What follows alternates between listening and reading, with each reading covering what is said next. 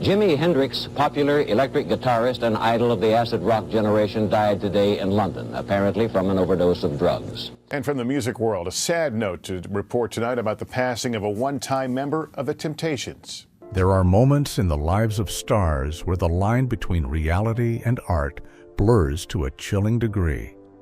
No one could have guessed that the lyrics, roles, and blockbuster works that seemed to exist only on stage or in the studio carried a fateful mark, reflecting in the very death of the artist.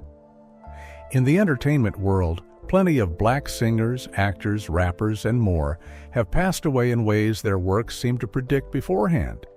And the 11 stories I'm about to tell are proof of that, with deaths that haunt because of the unbelievable coincidence where art and fate blend into one. 11. Brooke Benton. The sad ballad voice who passed away in the rain, lungs flooded just like the haunting lyrics. Brooke Benton, born Benjamin Franklin P., was one of the rare baritone voices that slowed down R&B and soul music, letting it sink in and haunt listeners long after the melody faded. He left his mark with dozens of hits spanning decades, and the undeniable peak was the song Rainy Night in Georgia. That track pushed Brooke Benton's name beyond chart borders, turning it into a symbol of sadness, loneliness, and the feeling of being left behind in a vast world. Over 50 hits kept him standing strong in the cutthroat music industry, where one wrong beat could sweep away an entire career. But then, his life story ended in a way no one expected, mirroring the gloomy spirit he once instilled in every line of Rainy Night in Georgia. On April 9, 1988, during a pouring rainstorm, Brooke Benton died at 56. The recorded cause was complications from meningitis, leading to severe pneumonia. His lungs filled with fluid. Breathing became labored. Air couldn't flow in anymore. The suffocating feeling dragged on, layer by layer, as if the downpour from that old song wasn't falling outside, but flooding straight into his chest. In his final days, Brooke Benton's image was no longer tied to studios or stages. Instead, it was cold hospitals, breathing machines, and prolonged silence. The infection spread fast, flooding his lungs, respiratory failure storming in, and his body gradually losing the strength to fight back. Death came in the solitude of the rain curtain, exactly in the spirit Rainy Night in Georgia had described. A wet, cold sadness spreading across the space. What made many shudder wasn't the medical cause, but the haunting coincidence. Years earlier, Brooke Benton had sung about a suffocating feeling like rain falling over the whole world, about the heaviness surrounding the human soul. At the end of his life, he himself passed away with lungs flooded like someone choking on water, his body feeling drowned from within. Music critics called it an unconscious prophecy he had sung long before the end came. After his death, Rainy Night in Georgia continued to be replayed, covered, and analyzed. Every time the melody plays, it's hard to separate the song from the fate of the man who breathed life into it. A track about rain and sadness didn't stop at emotion, but accidentally reflected the physical destiny of its performer. From a commercial hit, Rainy Night in Georgia became a silent period for the life of a talented black artist who spent his career singing about loneliness and left in a gloomy space like what he once described with his warm, deep voice. 10. Jackie Wilson, the stage king who collapsed mid-lyrics about a crying heart. Jackie Wilson was the name that once made stages explode every time he appeared. It's no accident he was called Mr. Excitement. His voice was strong, high, thick with emotion, paired with sharp dance moves, creating a performance model that many later artists followed. From soul singers to global pop icons, Jackie Wilson's influence is crystal clear. A string of hits took him to the top, with Lonely Teardrops standing out like a paradox. A song about heartbreak, tears, and a hurting heart. But performed at a fast pace with an energetic vibe, making audiences listen and dance at the same time. No one expected that in 1975, a seemingly routine night performing that song would become an irreversible turning point. On September 29th, Jackie Wilson stepped onto the stage at a music show in New Jersey. Everything went in the familiar rhythm, lights flashing, music starting up. his body moving, spreading energy. Lonely teardrops rang out, pulling the whole room into excitement. Jackie Wilson sang, danced, sweated, pouring every bit of strength like he always did throughout his career. As the song hit its climax, right at the moment the lyrics mentioned a heart crying out, his body suddenly froze. Movement slowed, steps went off beat. Then he collapsed to the stage floor. The fall happened in an instant, but the audience's reaction was completely different. Cheers erupted, applause thundered. Many thought it was just part of an overly immersive, dramatic performance, fitting the Mr. Excitement image they knew. But only seconds later, the horrifying truth revealed itself. Jackie Wilson didn't get up. His body lay motionless. Only then did people realize it wasn't acting anymore. This was a real heart attack, intense with no script. The whole set erupted in chaos. The show halted. Jackie Wilson was rushed out for emergency care in critical condition. The heart attack didn't take his life right away, but it left consequences even more devastating. Jackie Wilson's brain went without oxygen for too long. Severe damage. He fell into a deep coma. When he woke, his body wasn't his anymore. Consciousness didn't fully return. Jackie Wilson entered nearly 9 years in a vegetative state, lying immobile, completely cut off from the music world that had been his breath. During those years, Mr. Excitement existed only in public memory. The artist who once shook stages was now drowned in absolute silence. No more singing, no more dancing, just a helpless body, sustained by machines and medical care. In 1984, Jackie Wilson died at 49, closing one of the entertainment industry's bitterest tragedies. Jackie Wilson collapsing right while singing about a crying heart gave Lonely Teardrops a whole new meaning. From an upbeat hit, the song became a brutal prophecy for its performer's downfall. Art and reality crashed into each other in that brief moment on stage in 1975. A heart singing about pain. And right then, it truly hurt, putting an end to the explosive energy beats that once captivated the world. 9. Damon Harris. The falsetto voice of Papa was a Rolling Stone who died of cancer after 14 years of lonely battle. Damon Harris was a special piece in soul and Motown history. He joined the Temptations during a turbulent period, replacing Eddie Kendricks and carrying enormous pressure. What kept him steady was his soaring, sharp, haunting falsetto. That voice appeared at the end of Papa Was a Rolling Stone, the Grammy-winning hit that took the Temptations to another peak. The song was about a wandering father, leaving a haunting sense of an early death in silence and loneliness, and Damon Harris was the one who voiced the story's close. No one thought that years later, his own life would drift in that direction. In 1999, Damon Harris was diagnosed with prostate cancer. From that moment, his life shifted to a different track. The years of touring faded back. Instead came hospitals, long treatments, waves of physical decline one after another. The battle lasted a full 14 years, quiet and persistent, wearing down every bit of strength and mind from a man who once stood in Motown's spotlight. During that time, Damon Harris didn't vanish from the media. He chose a different role. He started talking about his disease, especially to black men, who often downplay health checks. Sharing sessions and charity activities followed one another. The illness wasn't just personal pain, it became motivation to warn others. But fate still followed its own path and didn't spare him. On February 18, 2013 in Baltimore, Damon Harris died at 62 with no family or friends by his side. After divorcing his wife, his 6 children and 14 grandchildren were no longer close. Prostate cancer reached its final stage after over a decade of struggle and took his life in loneliness. His passing was seen by many as too early, especially for someone who fought so fiercely for so long. Obituaries all highlighted the bitter irony. The man who sang about a father dying early in isolation ended up leaving in a similar state. That coincidence gave Damon Harris's story a particularly heavy tone. He didn't die from a wandering lifestyle like the song's character, but was just as alone, evoking the warning spirit about life's fragility. Some speculated that, because he understood the lyrics' meaning so well from long ago, he turned his final years into a social message reminding about health, responsibility to self and community. Looking back, Papa Was a Rolling Stone isn't just a Motown hit anymore. For Damon Harris, it's like a shadow that followed him through his last years. 8.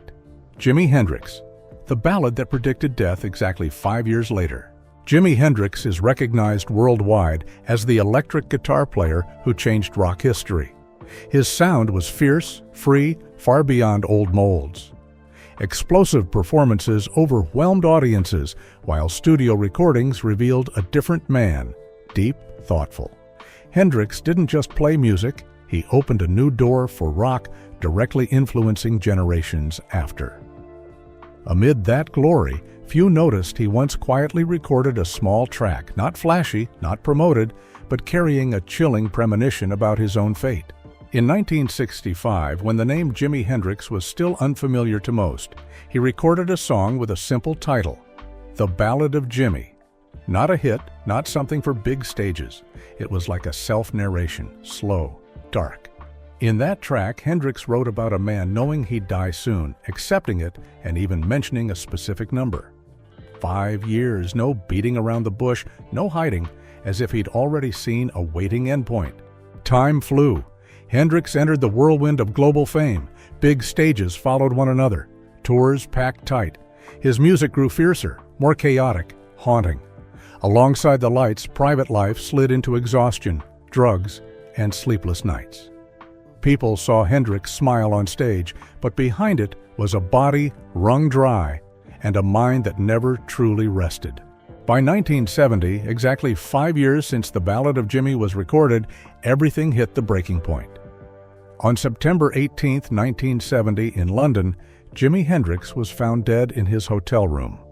The official conclusion showed he died from asphyxiation after vomiting, under the influence of sleeping pills. The coincidence started making people shudder when looking back at the timeline. In 1965, Hendrix wrote about death and emphasized the number 5 years. Many things he would try, for he knew soon he'd die. Now Jimi's gone, he's not alone, but his memory still lives on. 5 years, this he said, he's not gone, he's just dead. In 1970, right on that 5-year mark, he passed at 27. Not sooner, not later. Precisely unbelievable. For many, it wasn't random coincidence anymore. They believed Hendrix sensed his own limit, not by logic, but by some vague yet persistent intuition. Hendrix's death later tied into the Club 27 concept, gathering brilliant but short-lived talents. However, his case was special. Hendrix didn't just die young. He spoke about it beforehand, wrote it down, left clear traces in his music. The Ballad of Jimi isn't a forgotten track anymore. It became the coldest record of its creator's fate. Today, when listening back to Jimi Hendrix's guitar, many don't just hear rock's explosion, they hear a farewell prepared early. A ballad not for the crowd, but for himself. 7. Red Foxx, the comedy king who died of a heart attack on set while everyone thought it was fake. Red Foxx is a monument of black comedy in the U.S., paving the way for many generations of comedians after.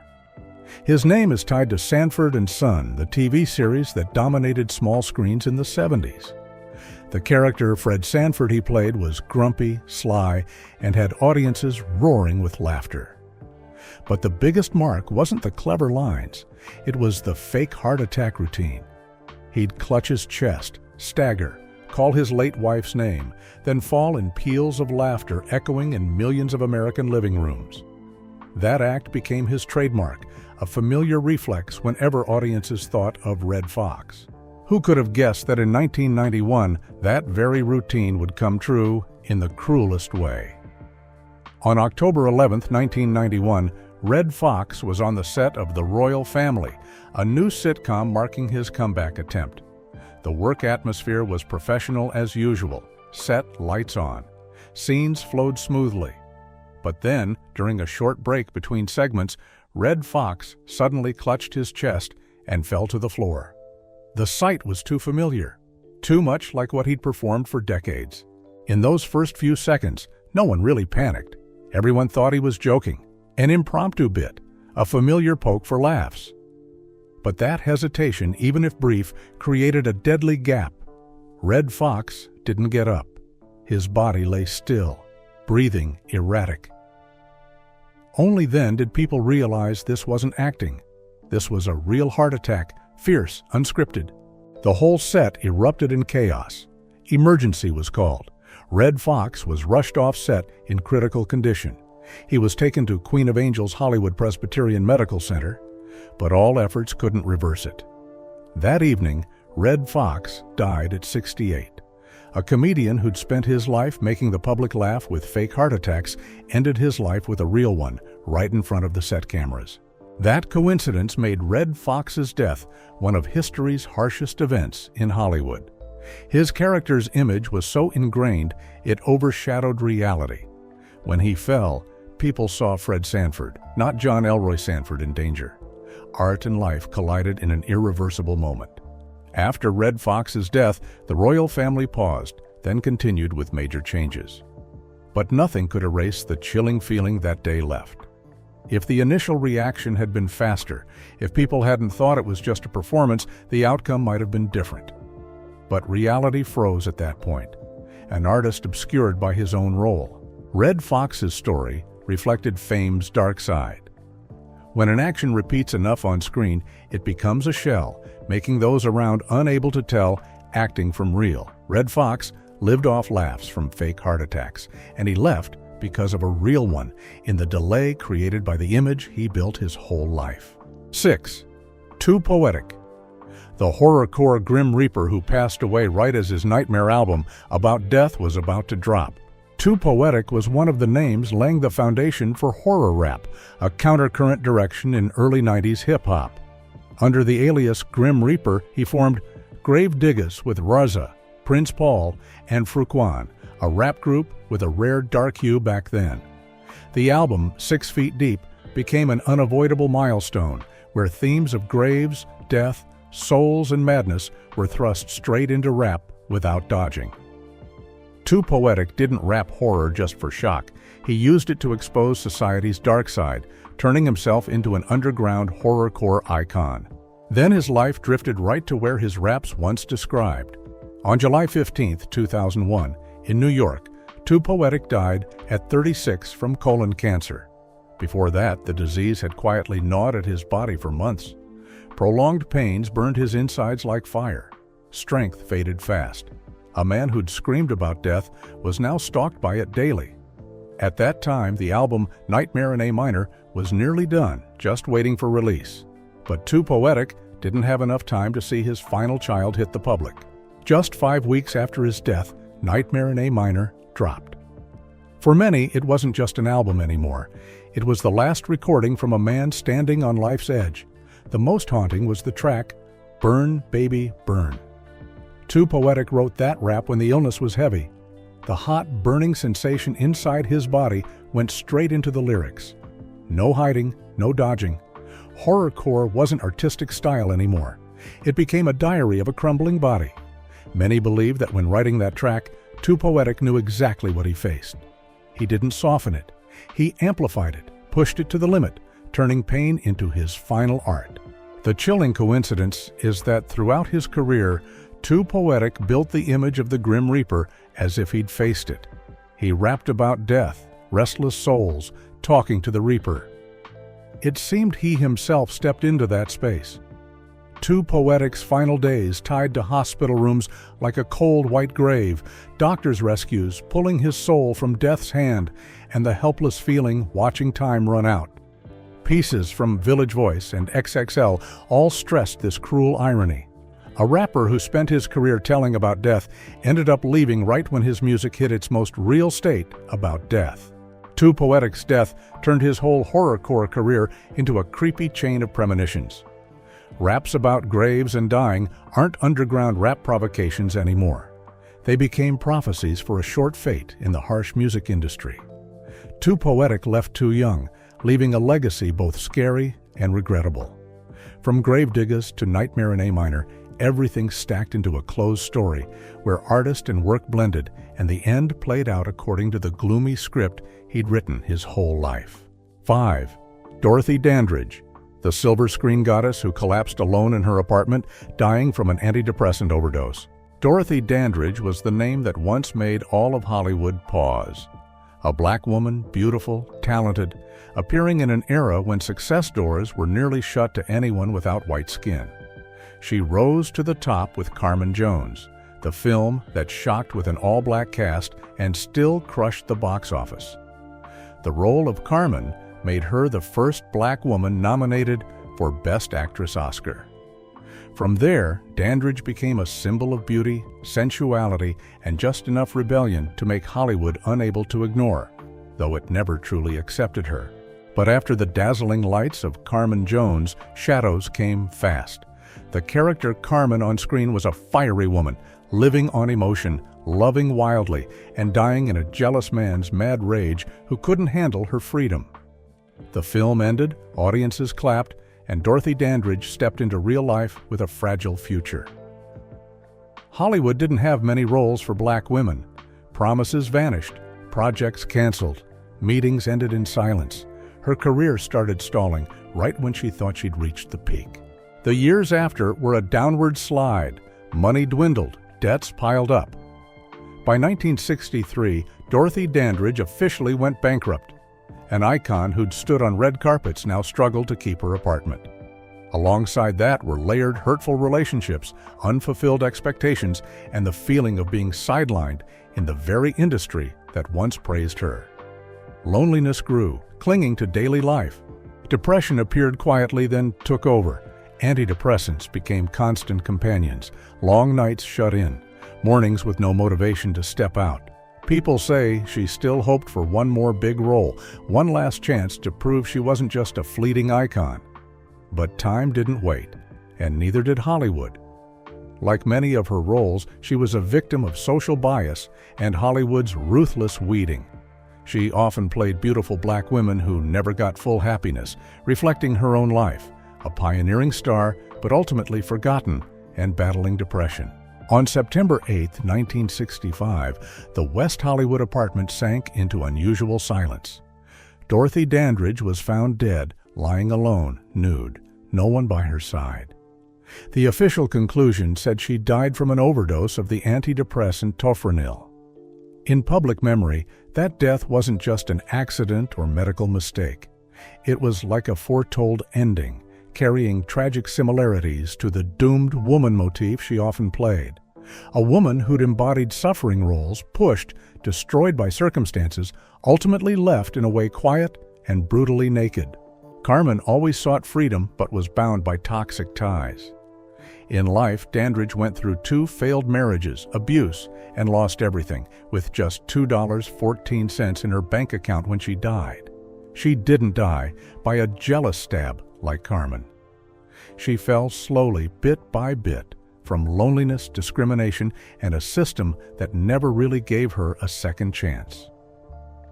Her death is often seen by critics as the final chapter of a true Hollywood tragedy where reality and screen blended.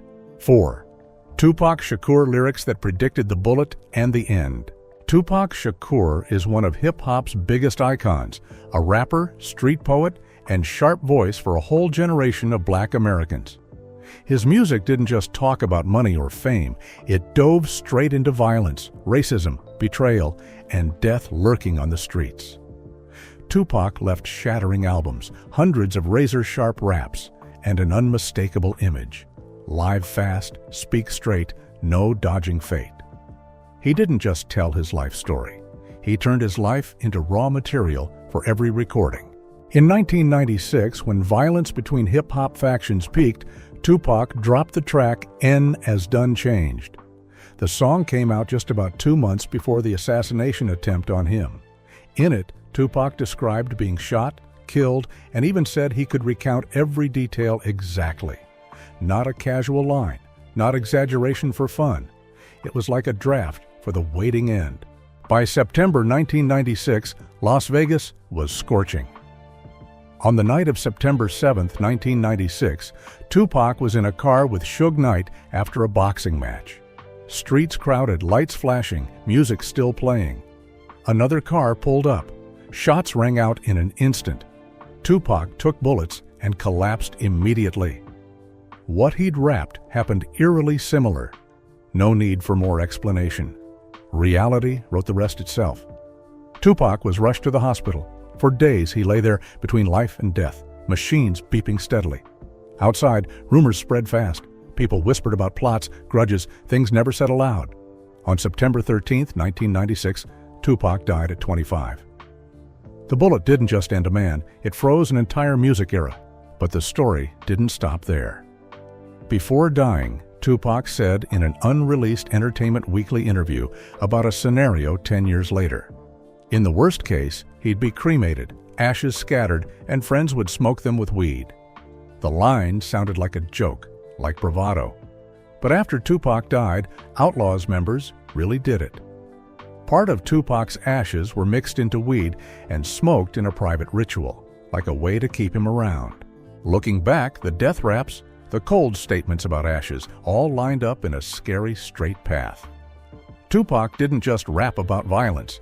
He lived in it, accepted it, and seemed prepared for the end.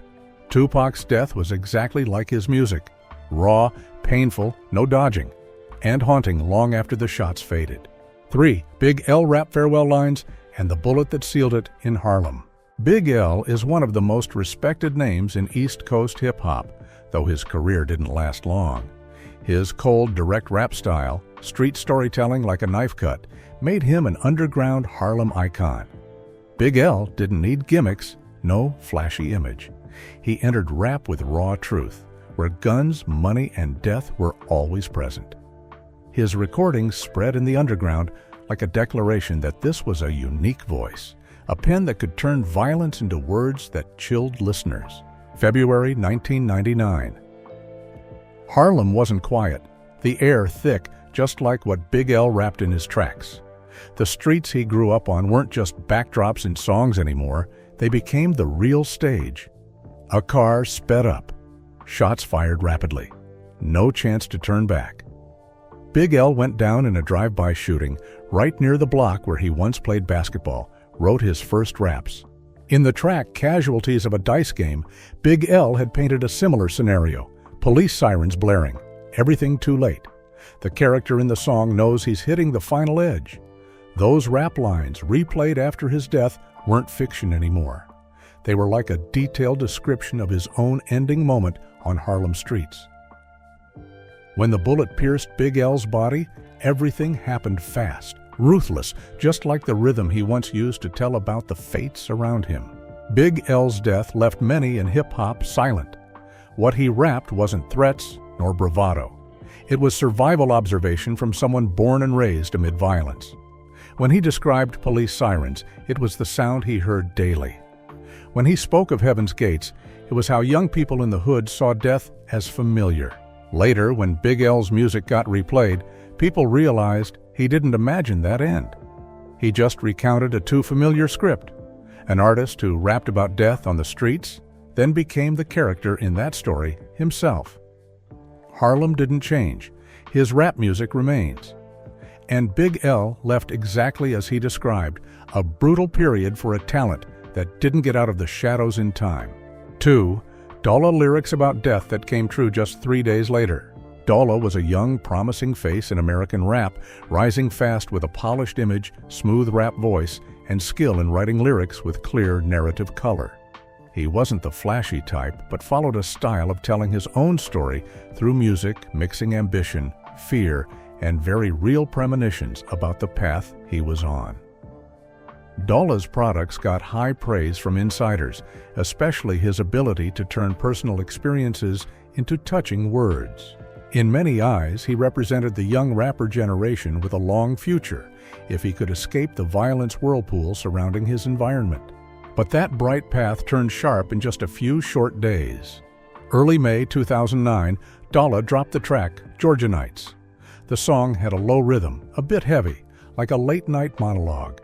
In it, he mentioned fitful sleep, cold sweats, and thoughts of leaving by gun.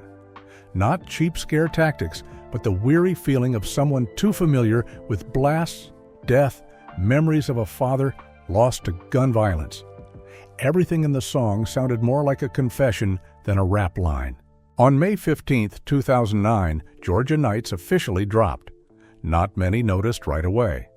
The track floated by quietly, somewhere amid the market's new releases.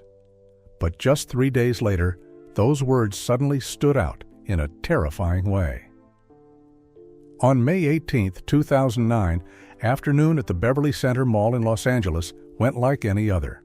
Shoppers, lights, background music, the familiar bustle of a high-end shopping spot. Dolla was there with friends. No stage, no mic, no lights shining straight on him. A sudden argument broke out. No one understood the full story. In just brief moments, shots rang out, harsh. Dolla took bullets and fell in the middle of the mall, where no one thought a young artist who'd just dropped a new track would end his life that way. Emergency was called, but it was too late. He died at 21, just like what he said in the rap about good people dying young. When the news spread, Georgia Nights was immediately pulled back, every line scrutinized. The rap lines about dreaming of leaving with a big blast, death by gun, fate repeating his father's violence, all suddenly pieced into a complete prophecy. Not supernatural prophecy, but like a grounded prediction from someone who knew his environment well, knew how thin the line between tomorrow and death was. Dolla's death shocked not just for the place and time, but for the too close match between music and real life. 3 days. A just-released song, a crowded mall, one shot. Everything happened fast, neat, cold, just like the gloomy rhythm he'd instilled in Georgia Nights. In this case, music wasn't fiction anymore. It became the final record of a short life, where rap lines didn't tell someone else's story, but the artist's own end. 1. Blade Icewood. The end when challenging death. Blade Icewood was one of the strongest street rap faces in Detroit during the underground Midwest peak. Known for his gritty voice, cold rap words, straight up telling about violent life, money, revenge, and endless settlements. After surviving an assassination that left his body disabled, Blade Icewood didn't back down. Instead, he got more famous, tougher, bolder. Later recordings turned him into a symbol of a rapper unafraid of death who dared stand in the dark and call it by name. After the first assassination, Blade Icewood's body wasn't whole anymore. He was paralyzed, wheelchair-bound, but his rap voice gained weight, colder. Detroit back then was boiling. Grudges simmered, names called out in raps challenging each other, eyes watching on streets. In that context, Blade Icewood dropped the track All to You. In the most haunting rap segment, he straight up said, "If there's a next time, better kill him." That line was like a signed death certificate, placed on the table, waiting for fate to fill in the details. From that point, the air around Blade Icewood changed. Public appearances tensed like a taut string. Detroit in the early 2000s wasn't the place for such bold words. Every rap line now carried real weight on the speaker's shoulders, every track like a pre-event scene report. Yet, Blade Icewood kept showing up, still in his wheelchair, still rapping about guns, grudges, death lurking every corner. In 2005, those rap words weren't music anymore. They became reality. In another attack right in Detroit, Blade Icewood was shot dead. No more chances. This time, the bullets really ended his life. People recalled the line in All to You with spine-chilling feeling, not just for coincidence, but because it was like a fate challenge with a set date. After surviving once, he knew exactly where he stood. He knew Detroit, he knew the game, and he still chose the most dangerous path, challenging his environment, challenging hearts, challenging death itself. For many, that was recklessness. For others, bravery. Blade Icewood seemed unwilling to dodge fate. He faced it, named it, and challenged it in his music. So we've just uncovered the haunting stories about the deaths of 11 black stars who passed away in ways their works seemed to foresee. What do you think about these unbelievable coincidences? Leave a comment sharing your feelings or thoughts. And don't forget to hit the subscribe button right now so you won't miss our next videos. Together, we'll keep diving into little-known truths, the dark corners of the art world that not everyone dares to face straight on.